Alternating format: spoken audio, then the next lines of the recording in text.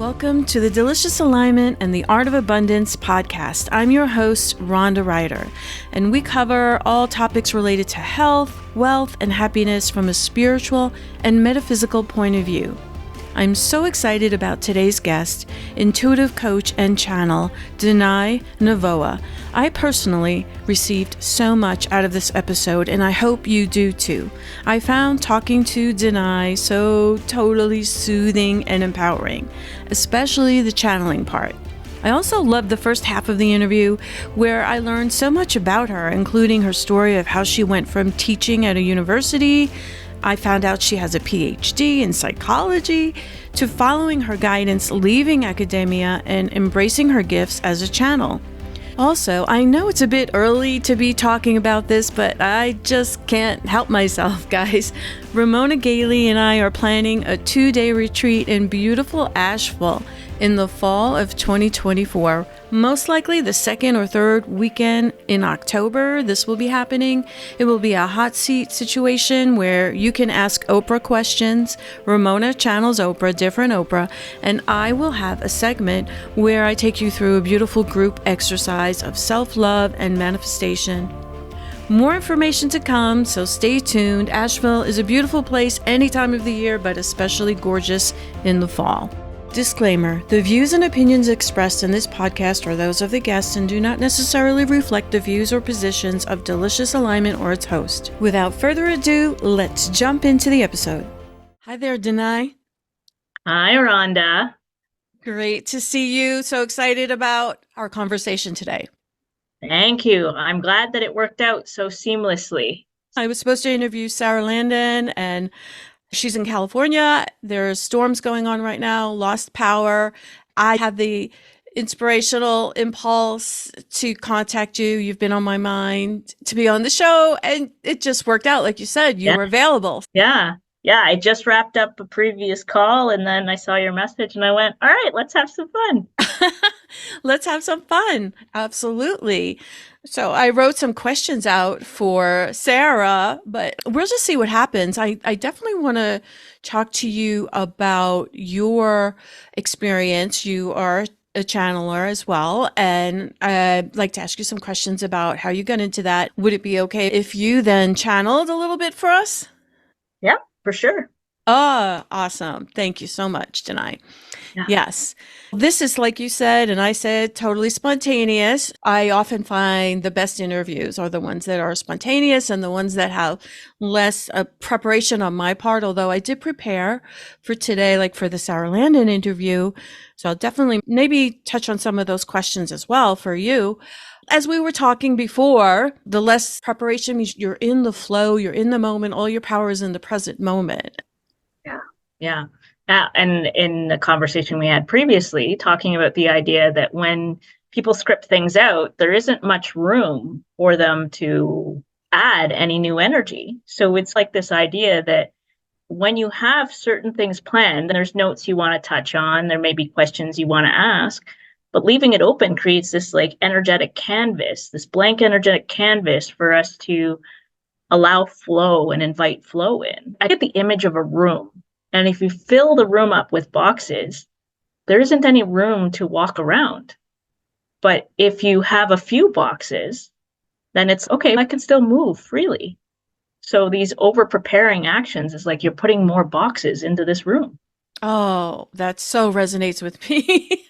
Yes. There was one time I was doing a Shark Tank kind of talk where I was competing with 3 other people, and I had stayed up all night preparing. So I didn't really get much sleep. I was probably highly caffeinated, and I bombed. I really bombed because I had all those boxes in my head, cluttering up my head and not allowing the flow.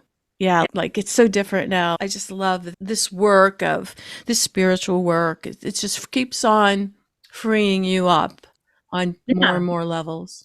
Yeah, and it's just to see it as like an opportunity to allow whatever's true for you, like the true version of you. These moments where we over prepare, it's almost like we're saying we won't be good enough in the moment, so we have to prepare for it.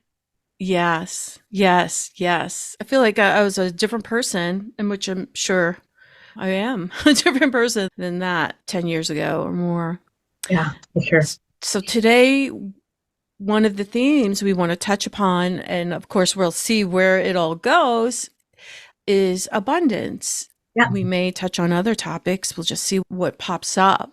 But before we get into the channeling part, which is very exciting, I would like to learn more about you and just find out how did you get into channeling? When did it start? What's your story there? for sure. I've been like, unlike many other people that I've come across, spirituality and metaphysics has been in my life since birth. Like I was born into a family that was very open to the idea of anything possible in the metaphysical realm. And we even had a spiritual guide who would do all of these things that were very amazing to witness. And I, as a young child, would be like, what's my superpower going to be like? Like, what am I going to do? Because I was always under the idea that everybody has gifts. And I didn't know what mine was. I originally thought it was going to be telekinesis. And I thought, hey, I'm going to just move things with my mind. I didn't know it was going to be channeling, but early on, I started to get sort of imagery, or it's almost a little movie would play for me, especially when I was a teenager.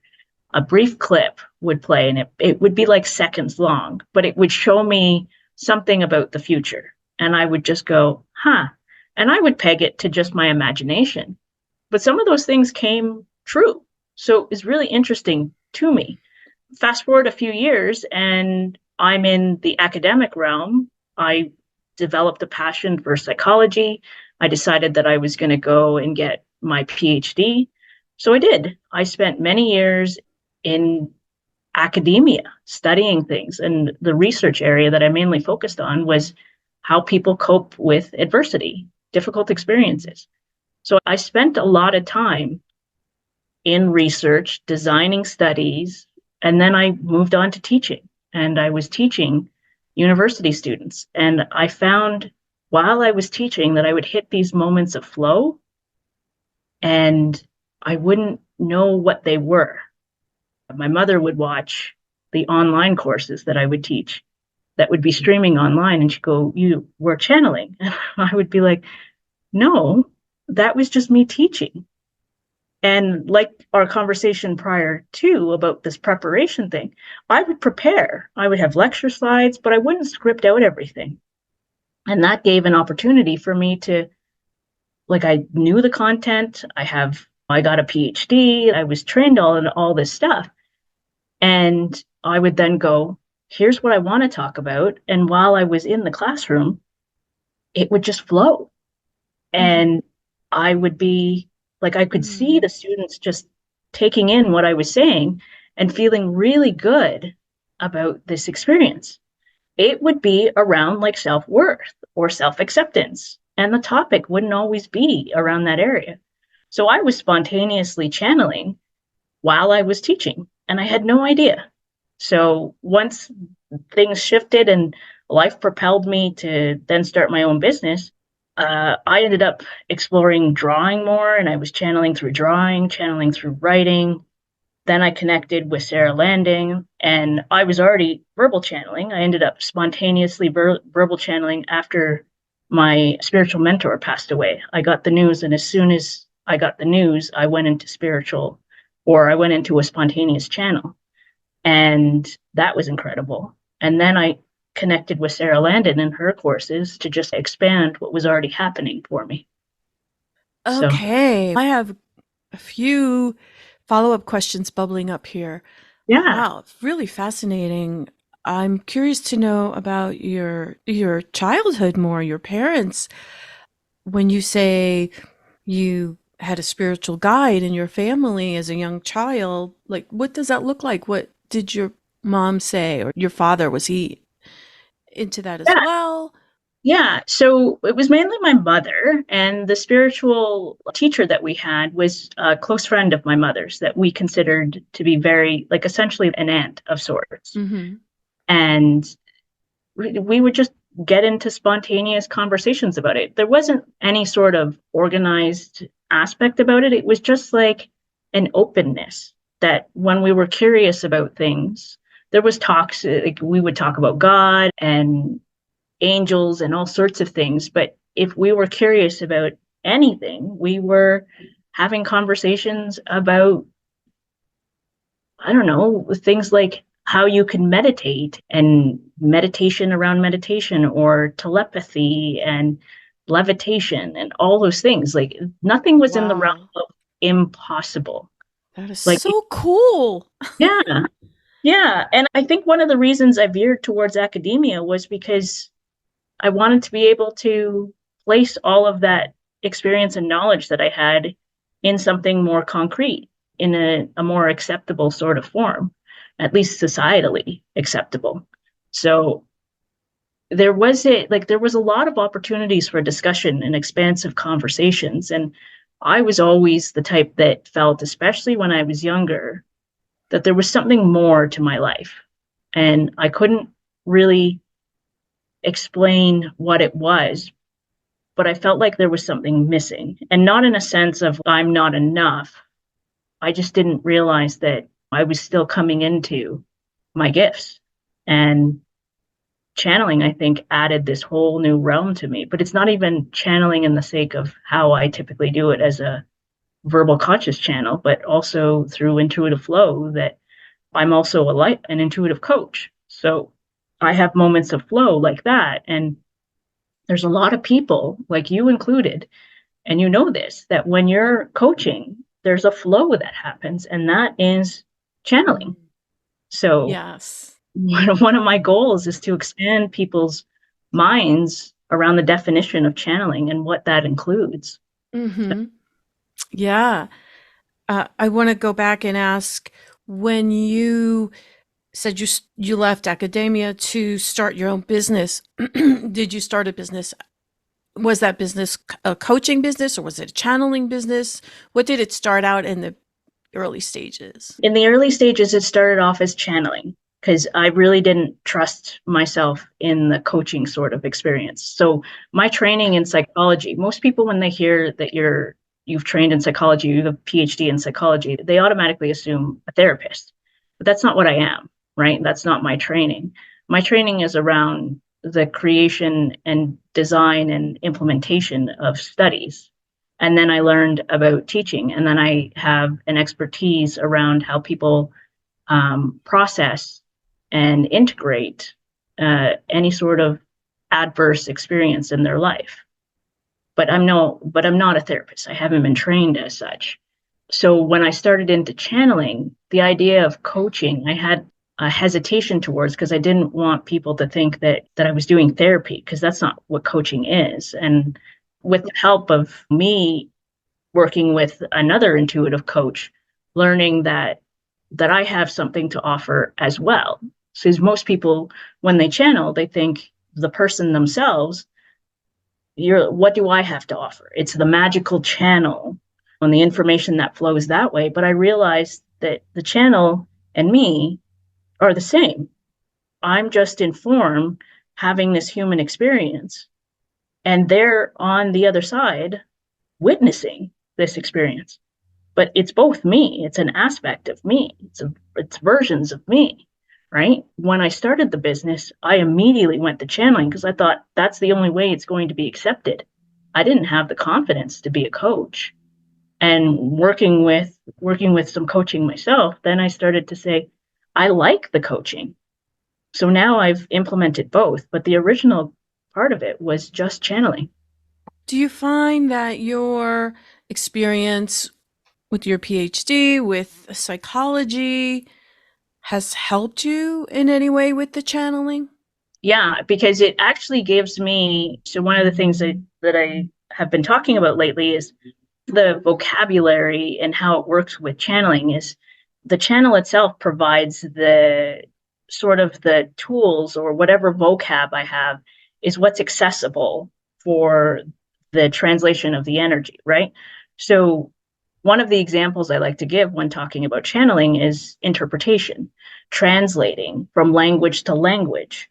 and seeing like if somebody's speaking a foreign language and they're translating it into a language that people are aware of. For instance, if we take Spanish to English, a Spanish interpreter is just taking the energy that's being conveyed in the message that's being shared in Spanish, translating it as best they can word for word, but sometimes some of it doesn't translate well, and then tailors it to be in English.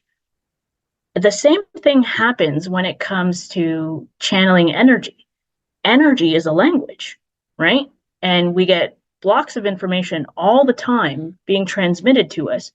And I have a skill to translate energy into English. I have a skill to translate it into other ways, but the psychology aspect of it comes in and allows me to then understand where the message is going if they're referring to something that I have previous knowledge of. So then I can use the training that I've had before to relay information and explain information in a very digestible way.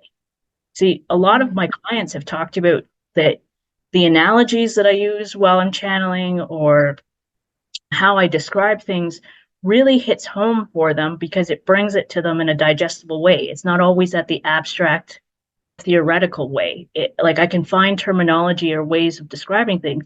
And I think that's a blending of not just the psychology, but my training and teaching as well, to bring it home for somebody to understand so that it's not complicated and it's like it's back to the basics and saying these are the things that are going to help. So I know all of this was building up towards me doing what I'm doing now and whatever I may be doing in the future. I really appreciate that because I like simple, especially with different channelers.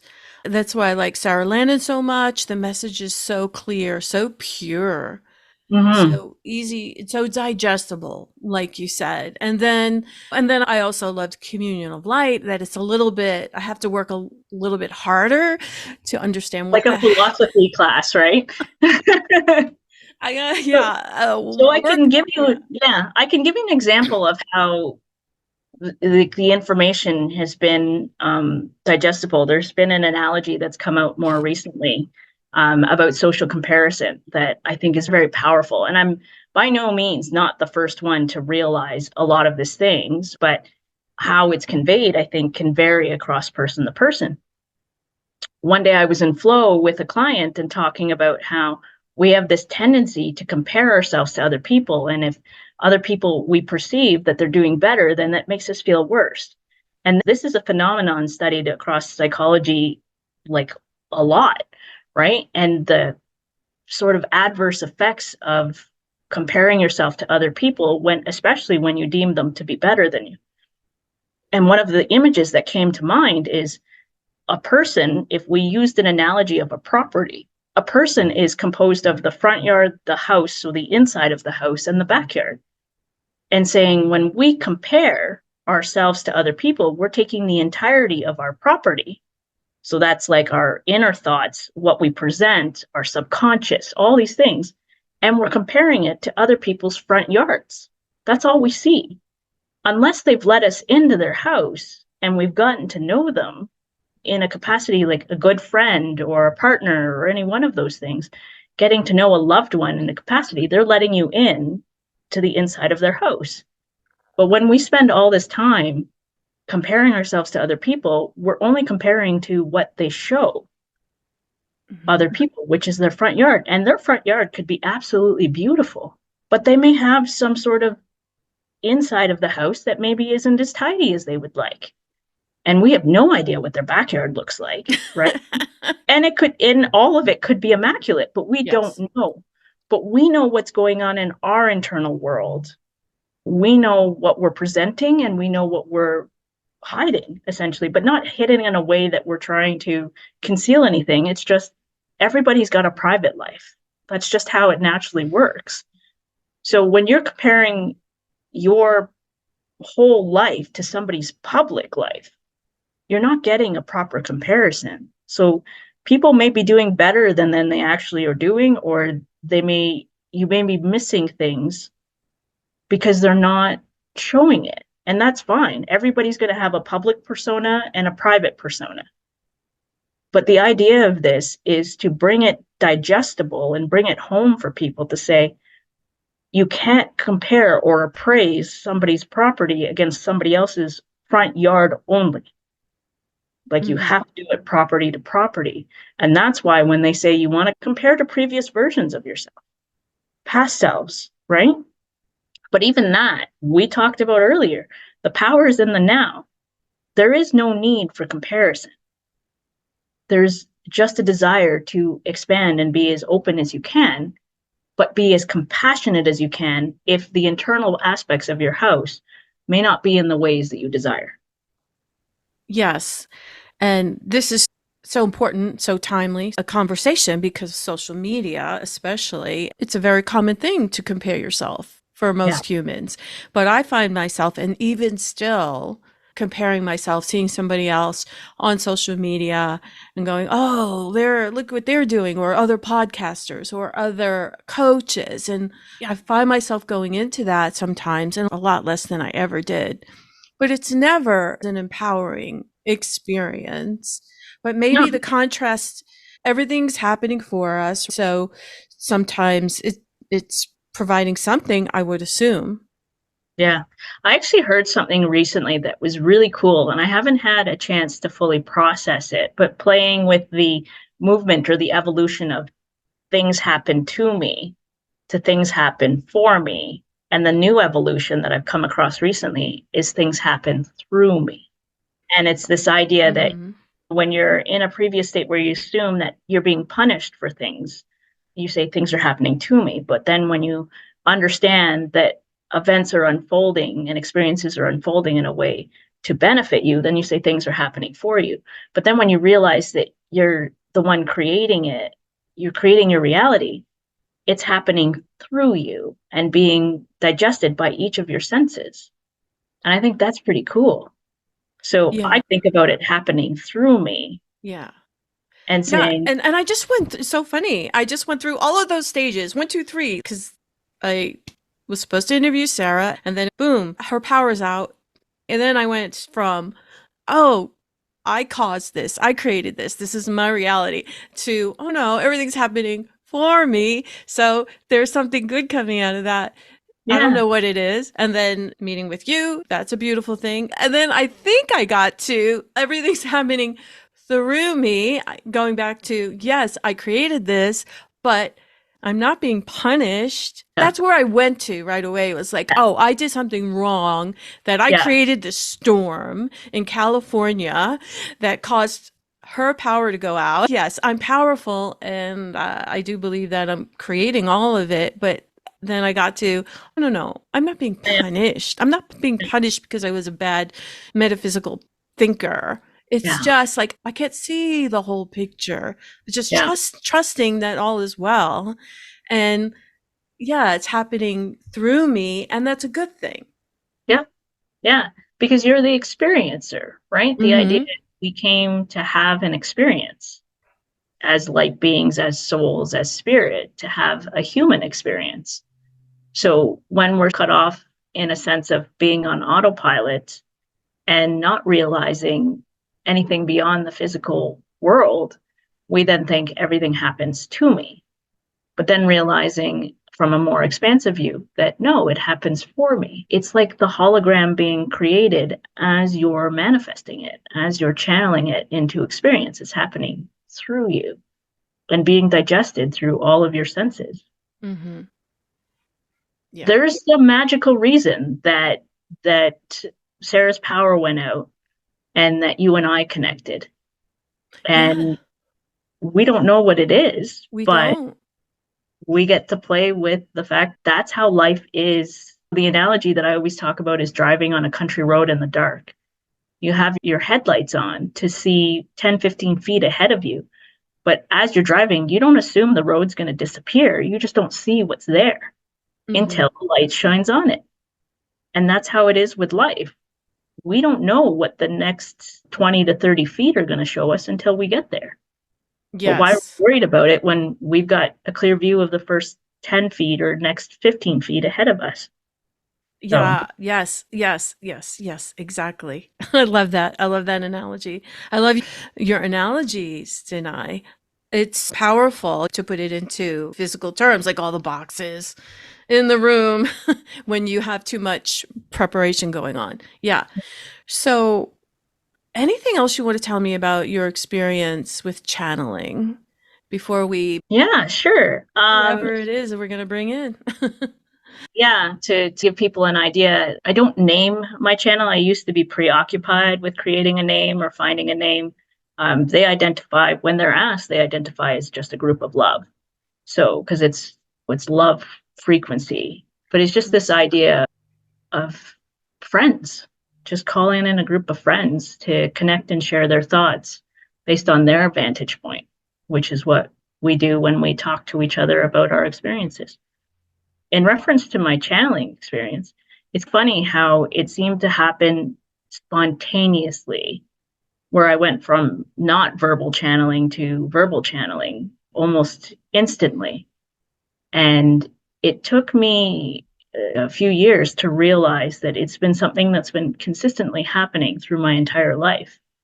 And I think it's important to share that because a lot of people are endeavoring to verbal channel, especially those in our communities. They're like, I want a verbal channel. And they feel like that's the Oscar of channeling. Like you haven't accomplished if you're not verbal channeling. And I say, we channel in a variety of ways. We channel through all of our senses and beyond that to bring things into, to bring information through, to bring energy through, to ground it all.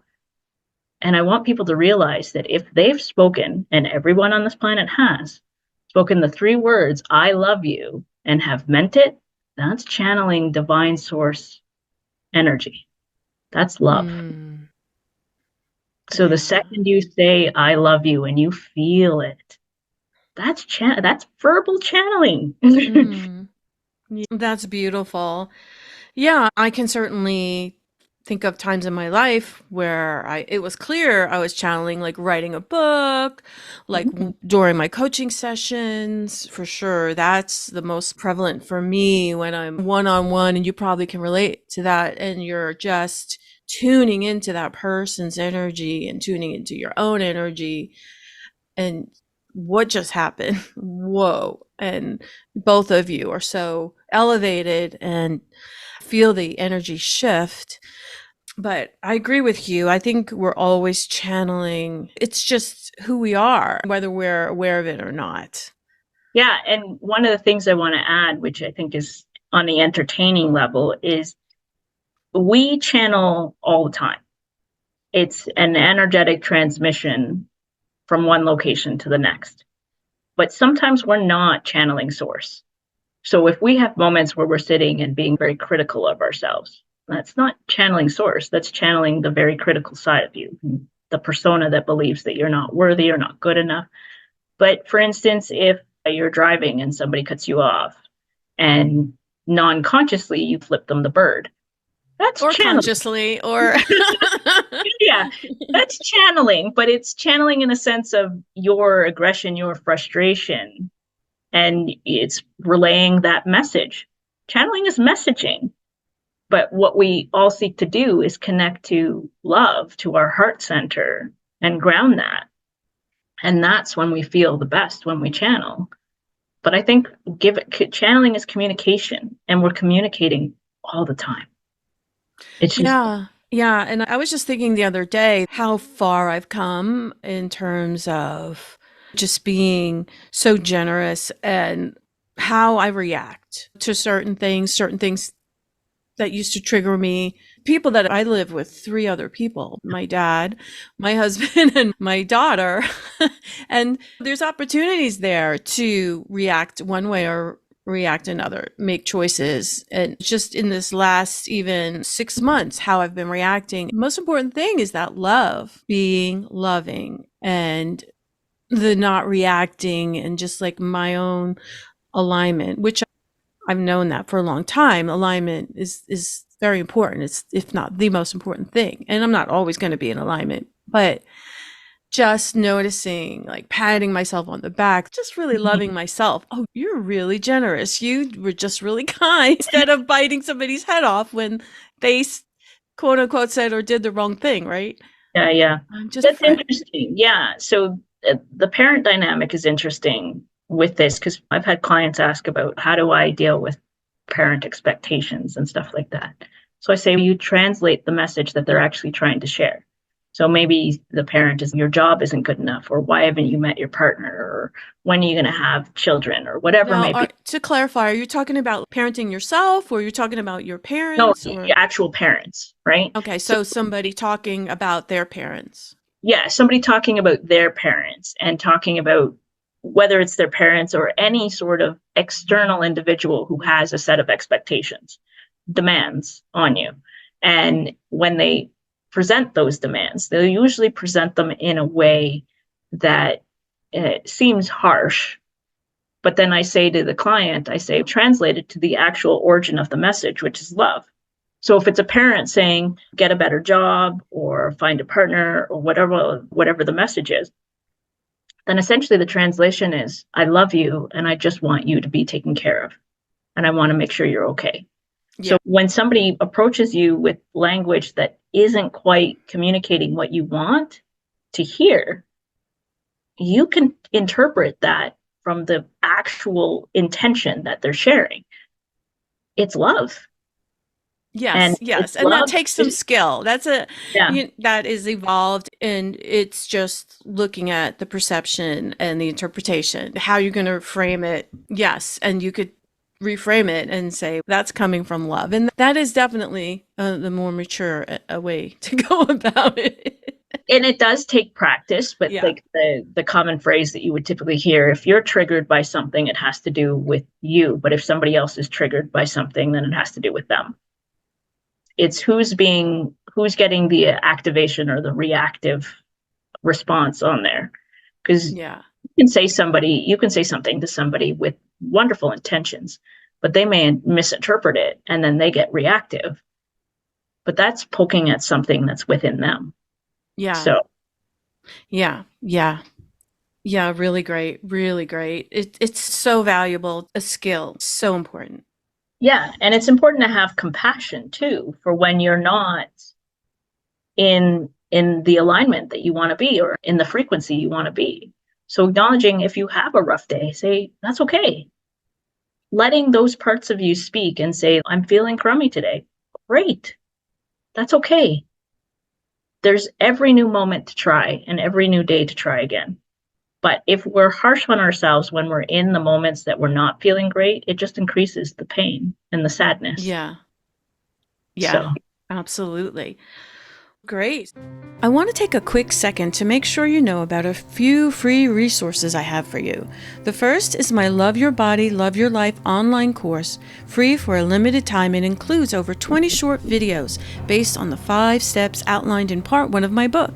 You can gain access to this course by going to deliciousalignment.com/free course. Next is my book, Delicious Alignment, How 25 Women Learn to Love and Transform Their Bodies Using Abraham Hicks and the Law of Attraction. You can find this book on Amazon by searching my name.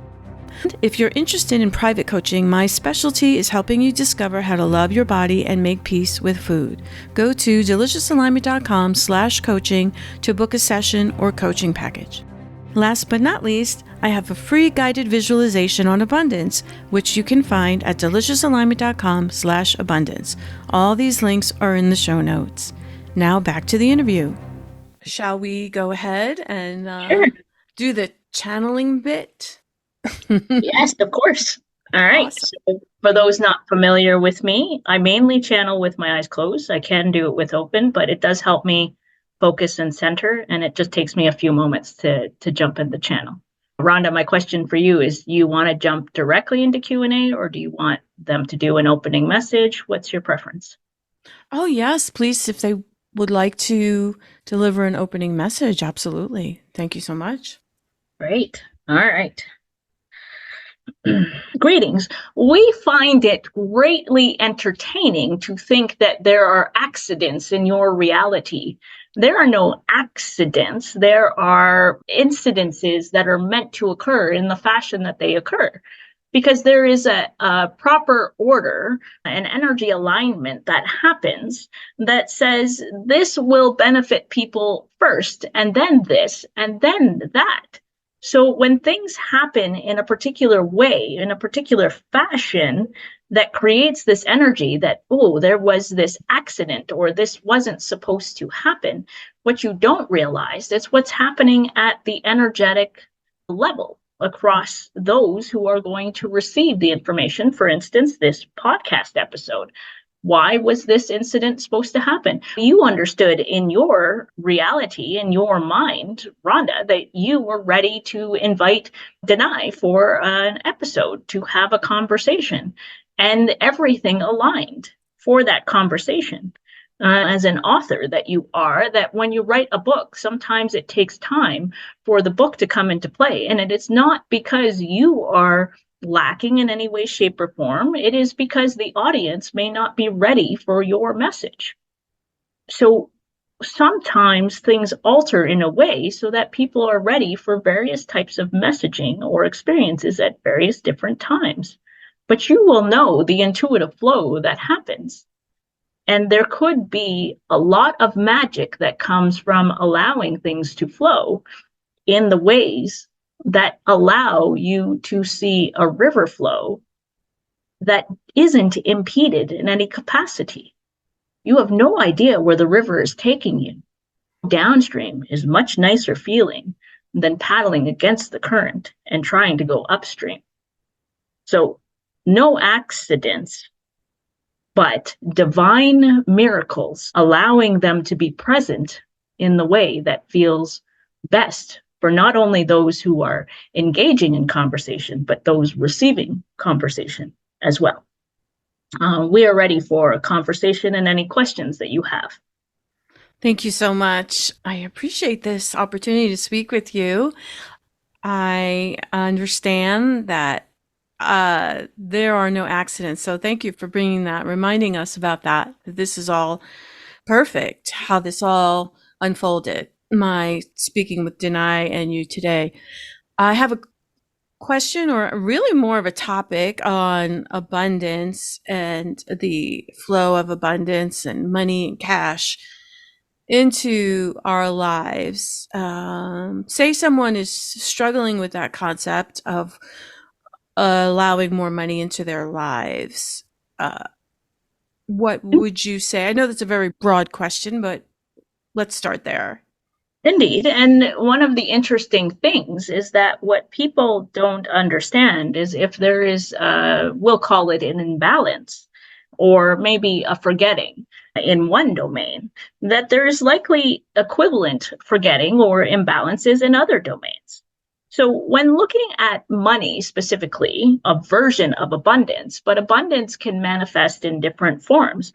You could look at abundance as the hierarchy or the overall term to indicate the overflowing presence of all things that are desired. Money being part of it, but we have an opinion about money that may be surprising to people. We love it very much, and money is a beautiful, energetic being, but money isn't taking the role that people always give it. And we'll elaborate with that in a second. But looking at time, energy, space, relationships, looking at all these other domains, that if there is a perceived lack in one domain, there is a perceived lack in other domains. So if someone is experiencing struggle in the realm of cash, in the realm of money, then we see money, and this is what we were referring to just a moment ago, we see money as a connector, one of the ultimate connectors to things. And some will refer to money as the middleman, but we say it is the friend of yours, a friend in your life, and a very important loved one, who has a great skill with connecting you to other people, to other experiences, to other items. That's what money does. Money is a connector. but that is the energy of connection. So if people are just finding that there is a difficulty or a lack in the money realm, then odds are they will find it in their relationships, in their connection with themselves or the connection with the divine, or they'll find it with their connection of time, because time is a connector as well. One now moment to the next now moment.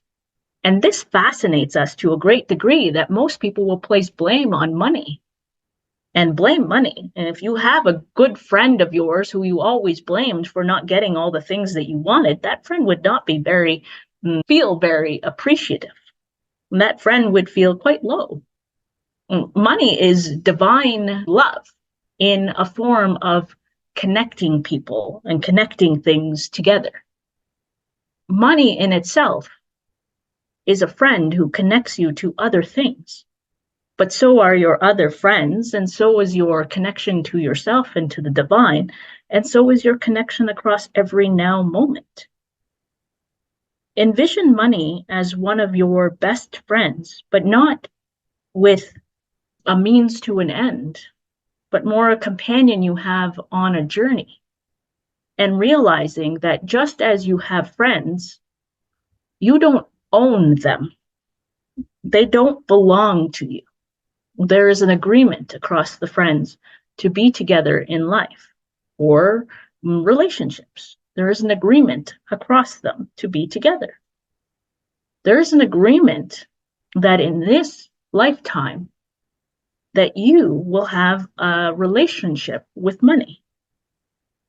One that is loving, one that is appreciative, and one that is caring, and one that is filled with trust.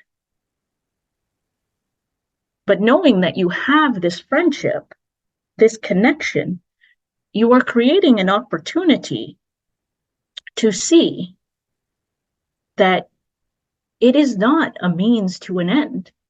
You don't own money. You're on the ride along with money. And if it helps you, give money a name. Give money a persona so that you know you are just developing a wonderful, beautiful friendship, connection with the one of the ultimate connectors on the planet. Money is a beautiful way to connect, and money is one of the best shapeshifters in existence. For money takes all sorts of forms and shapeshifts into anything you desire.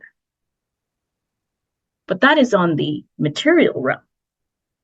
Could you imagine having a friend who you only said was good for one thing and you only wanted to spend time with when you needed that one thing?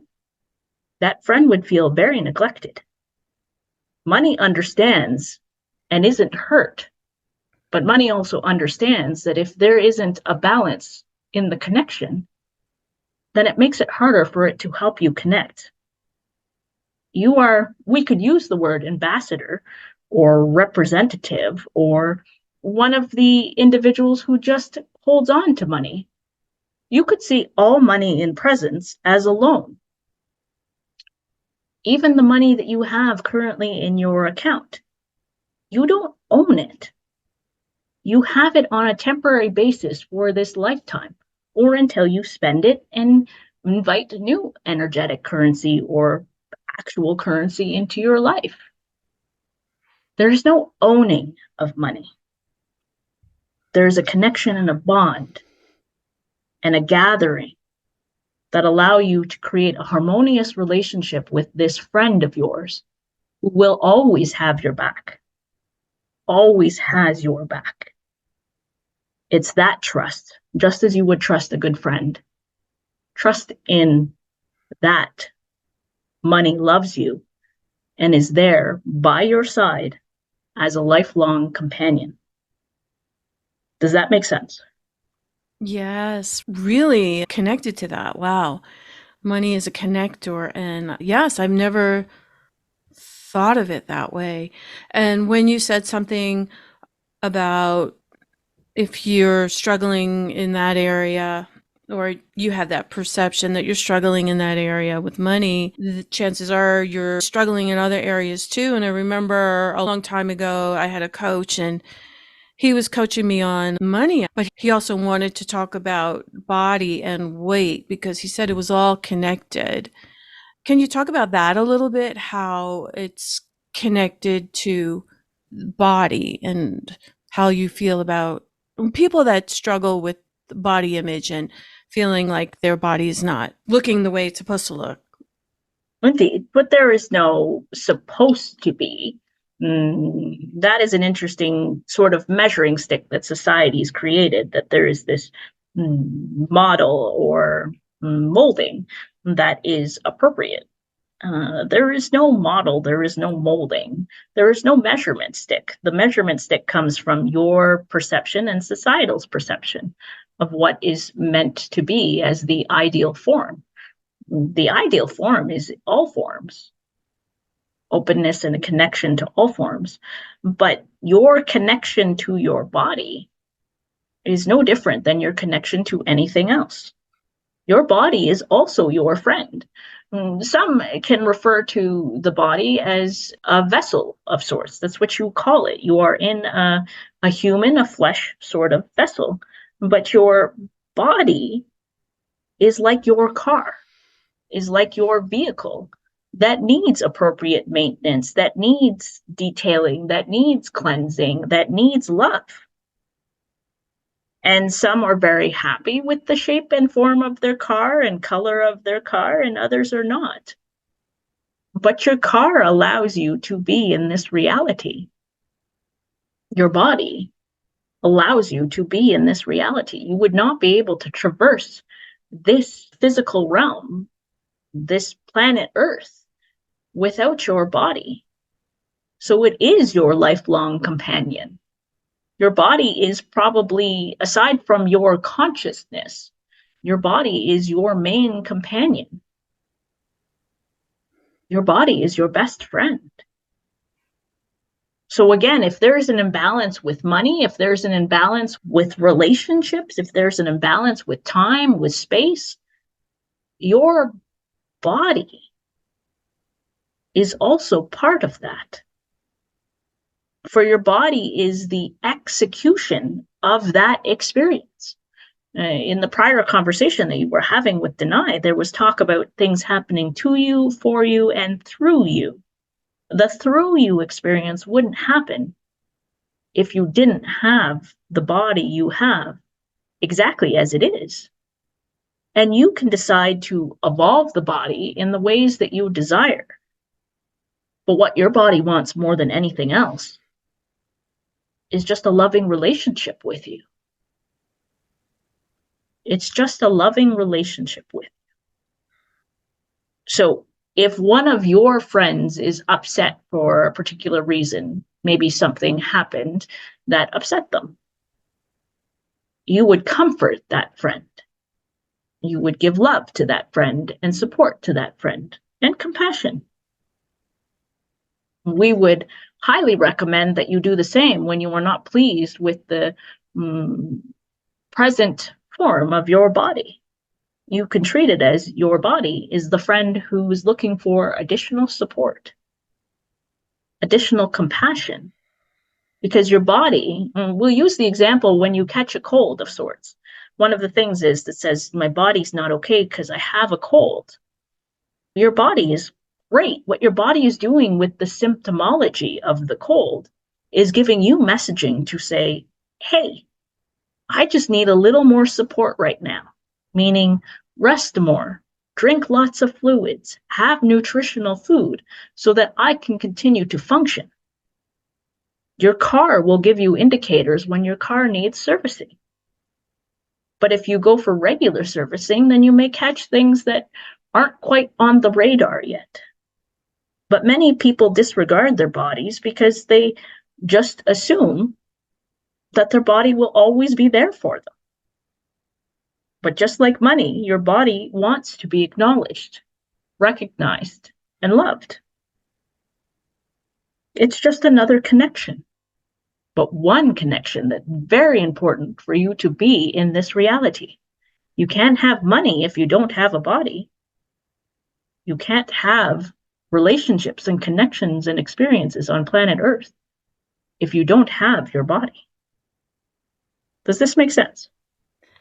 Yes, it does. It really does. Money is our friend and our bodies are our friends. Looking at it like that is really freeing for me personally. Looking at it like that, my body wants a relationship with me, it wants the love as well as money. So just like almost making them an entity, even though we're all one with all of this, but looking at money as a friend and our bodies as a friend, it's just so freeing. Yes, absolutely. Indeed. And we will add that when you have a friend who you love, we'll take an actual physical friend and say, when you have somebody that you've connected with and created a bond and feel a lot of love for them, you are well likely to treat them kindly,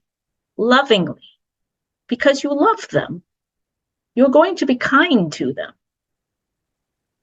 It's the same thing with your body. It's the same thing with money. It's the same thing with anything. When you truly love, it's inevitable that you will treat with kindness and you will treat with support. So it's inevitable that you will be propelled to do things that will benefit the other half of that connection. Yes. Okay. So, how does one love their body, look at their body as a friend, and begin that journey? I feel like I have exemplified that. I didn't love my body. I go so far as to say I hated my body. And then over the years, I learned how to do exactly what you're saying. Love my body, make it my friend. Food is my friend as well now. So what would you say to someone who is in a place right now where they are criticizing their body? They've gotten a lot of momentum with that and they want to love their body. They want to make it their friend, but they have so much momentum. What would you And say to that? we would suggest a pattern interruption. And what we mean by this is when you are, regardless of the item or topic, when you are spinning, building momentum in either direction, it is a pattern. It is a pattern behavior, pattern thoughts, pattern expressions. So if you repeatedly say that your body is ugly or awful or you hate it, and you repeatedly do, that is a pattern. So break the pattern, interrupt the pattern, even for a moment. Start with the aspects of your body that you really appreciate, and then move on to those that you feel neutral about. And think about life without that aspect of your body. And people may not realize, but if they think, if I suddenly didn't have a pinky finger, would I notice that I didn't have a pinky finger? You would. For the pinky, even though it is not one that creates or has as much perceived value as that of an entire arm or hand, if you don't have a pinky, you will notice. And when you realize through injury, particularly maybe you've done some working out or something, you will notice that particular muscles will speak up a little louder. You will realize how much you engage those muscles in regular day-to-day tasks. You will realize how much you actually use your pinky finger. And your pinky seems like something that could be tossed to the side and not beneficial. And you can't try an experiment of the lopping off your pinky and then trying a day without a pinky, but maybe trying not to use the pinky for a day and realizing, the pinky is actually pretty useful. Now, if we had said thumb, many of you would realize, yes, the thumb makes sense. The thumb has a lot of value. But so does every other finger, toe, and part of you. Once there is a saying, you don't know what you have until you've lost it. There is no need to lose it to find value. But you could see the value in things by identifying how it benefits you each day. And that breaks up the pattern. Notice the parts of you that you really appreciate in your body. How about the fact that you can take a breath whenever you desire? And that's your body doing that. That your body is pumping blood in the moments that we speak, that your organs are creating all the necessary energy and digestion and processing for you to then transmit and turn any sort of food that's digested into energy and movement and experiences. Envision what it would be like to not have your body in the way it is right now. And you will actually see that you are in much better form than you realize. So beginning with looking at what you love and appreciate most around your body is easy. To understand that you love your eyes, your mouth, your chin, or whatever may be, that you are understanding the love and the perfection and the purity of your body.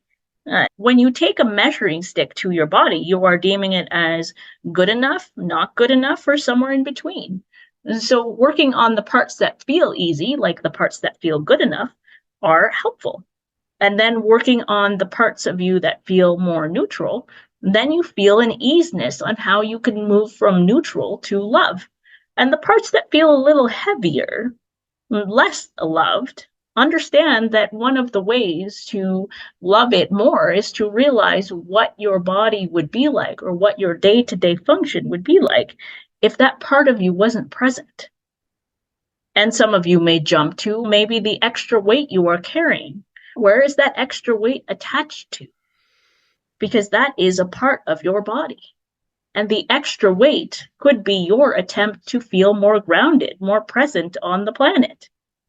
Because some of you are feeling this pull, this energy of being more higher frequency, and your body needs you to ground. Do not judge your body until you have a full understanding of every part and every function that it provides. For more than you realize, your body has a lot of miracles happening at the same time. It is like an explosion of miracles. And let us go back to the indication of affirmations. The affirmations that people use day to day, some will land well, but some will feel a little sticky for them. And why this is relevant and why this is important is because there's a part of you in your body that's telling you the affirmation isn't landing.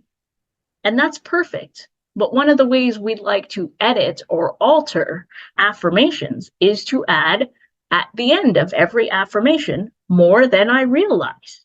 And this applies to any topic. Maybe it's beauty. I am more beautiful than I realize. Maybe it's money.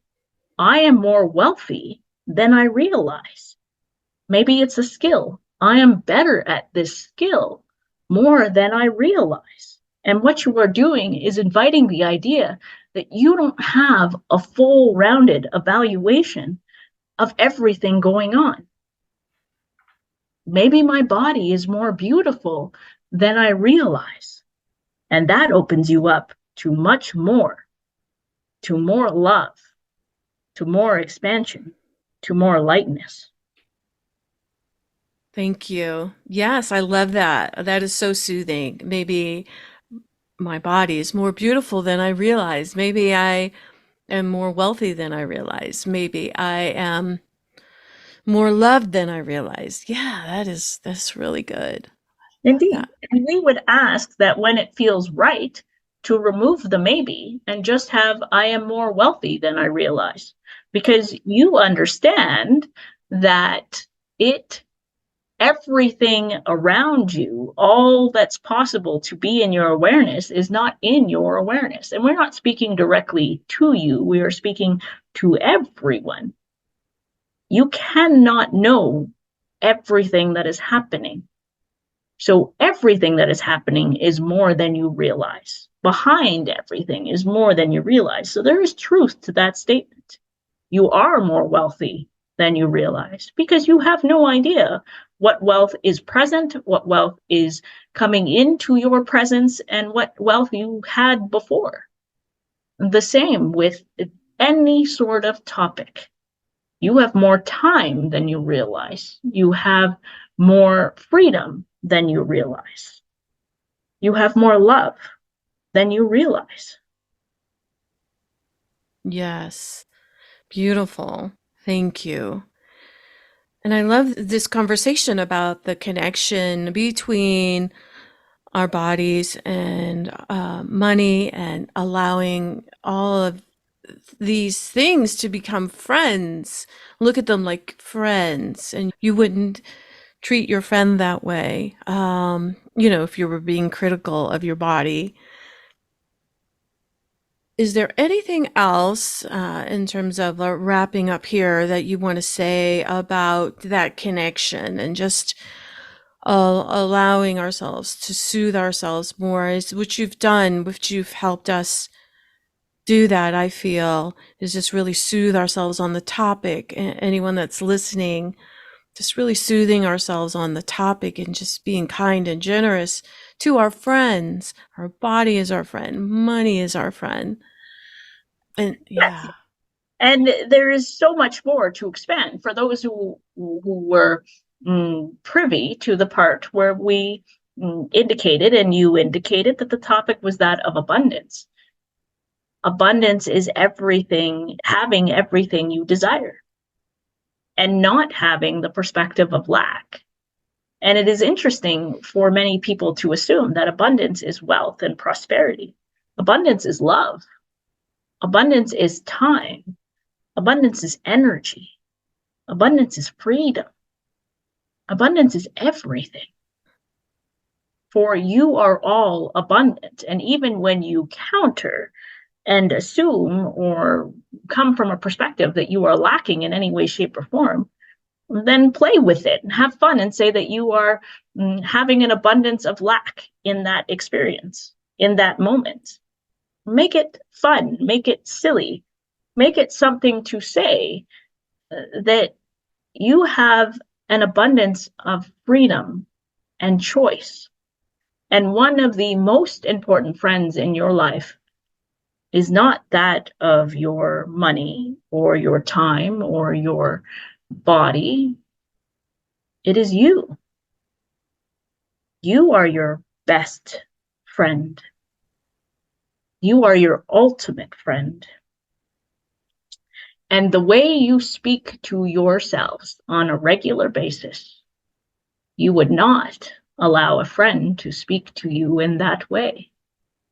Those who live alone can fall into a pattern of continually criticizing themselves and not treating themselves as a best friend. So find ways to break up that pattern, interrupt that pattern. And those who live with others may have the added opportunity to break up any thought patterns of criticism and judgment and evaluation of the self. But then you also have the addedness of others' opinions as well. Break up those patterns, interrupt those patterns. Take yourself out a meal, take yourself out for an outing, an experience where you can treat yourself as the best friend that you deserve to be treated as. See, the most important relationship in your life is the relationship you have with yourself. And as that relationship grows and becomes more loving, so do your other relationships and other connections. Thank you so much. Thank you. And now I would like to bring back Danay. Thank you so much for your words. Indeed, we have appreciated this opportunity to connect with you. We love you all greatly, and we send you all warm, compassionate, loving, energetic hugs. That was wonderful. Thank you so much, Danay. Yeah, it was a lot of fun. I liked the Yes. questions. They were some great questions. Oh, great. Good. So I just want to give you the opportunity to let people know how to find you, your website, what you're up to, anything that you want to share. People can find me at my website, danaynovoa.com. And the things that I offer are one-to-one sessions, either coaching or channeling. I also offer group events or courses, and they're a blending of free events or paid events. I have a couple of events coming up on the docket. One is another channeling course. So, what I do is a version of a Learn to Channel course, except from my perspective, we don't need to learn how to channel. It's more about becoming more confident with the connection that you already have in place, because we all have this connection. So, I run a channeling course that's just wrapping up now, and I'm getting ready to finalize some dates for the next round. And then I also have a course that I will be doing with Sheila Williams, which you've interviewed on a previous podcast. We like to collaborate, and we're going to be doing a money course. We just wrapped up one form of it, and we're going to be doing another one coming up, again, looking to finalize dates. But it's giving us an opportunity to help people adjust their money stories.